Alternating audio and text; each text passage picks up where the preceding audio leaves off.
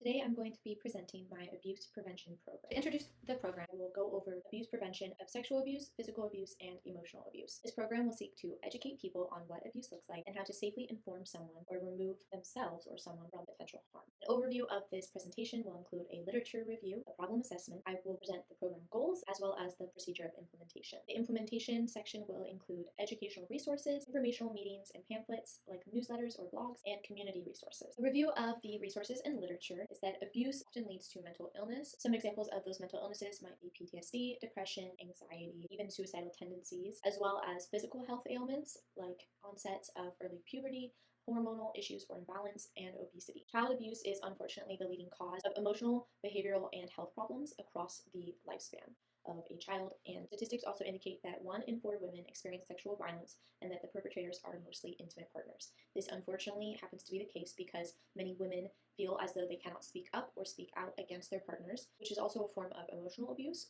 known as gaslighting, which is a form of manipulation in which the victim of abuse believes that not only is it their fault, but that they even deserve the mistreatment that they are receiving. Problem assessment includes 3 main problems that this abuse prevention program will focus on are emotional abuse, physical abuse, and sexual abuse. Some definitions. Emotional abuse is a pattern of behavior in which one person deliberately and repeatedly subjects another to non-physical acts that are detrimental to behavioral and effective functioning and overall mental well-being. Emotional abuse is also known as psychological abuse and can look like gaslight, which is the manipulation, as well as verbal abuse, intimidation, humiliation, terrorization, degradation, basically tearing that person down and attacking them in different ways, mostly verbal, to where they believe that they have no worth and it is detrimental to their mental health. Physical abuse is a deliberately aggressive or violent behavior or act by one person towards another that results in bodily injury. This can mean hitting, biting, kicking, beating. This can also mean grabbing violently, choking, burning, shaking, scratching. It can even lead to traumatic brain injuries, or it can be as severe as causing permanent damage or just causing a bruise. Sexual abuse is defined as a violation or exploitation by sexual means. This is typically any sexual contact between adults and children, but can also occur in any relationship of trust. That might be teacher and student, parent and child, intimate partners, family members, aunts and uncles, nieces, nephews, or outside of the home as well. Examples of sexual abuse involve exploitation, sexual harassment, assault, inappropriate touching, and rape. The goals of this abuse prevention program are to create awareness, to provide support, to help people come up with prevention strategies, and provide resources, and to advocate against abuse. Awareness would be implementing educational resources, and these resources will address support, will be to provide community resources, because research has shown that poverty and lack of tools and resources often leads to higher amounts of maltreatment, thus higher chances of abuse. So community resources might look like food and clothing banks. In order to provide prevention strategies or brainstorm on different strategies of escape,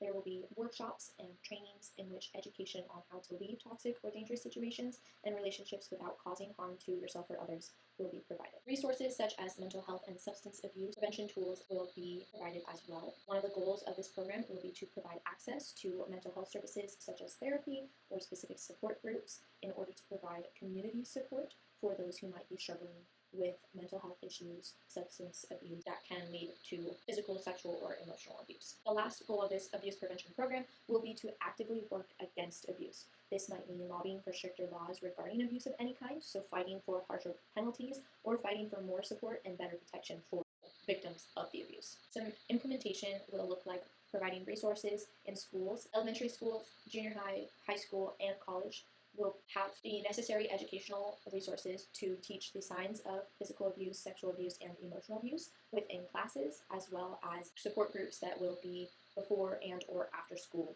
so that they are easily accessible to the students. Another implementation strategy will be to have informational meetings for the community so that members of all ages within the community can come and learn about abuse and how to prevent it and how to safely report it if they suspect it or they are experiencing it. This includes also parental training so that parents can learn about abuse and what it looks like and how to prevent it, and can learn how to teach their child and inform their children on abuse so that those children can learn how to properly speak up and stand up for themselves as well as for their peers and help prevent abuse. Another implementation strategy will be to provide community resources, providing referrals and information on other support groups like substance abuse groups and mental health services such as referrals to therapists and a food and clothing bank. In conclusion, it is important to be equipped with the knowledge of abuse and to know the signs of emotional, physical, and sexual abuse in order to know how to safely inform someone trustworthy and figure out a strategy to get out of that situation.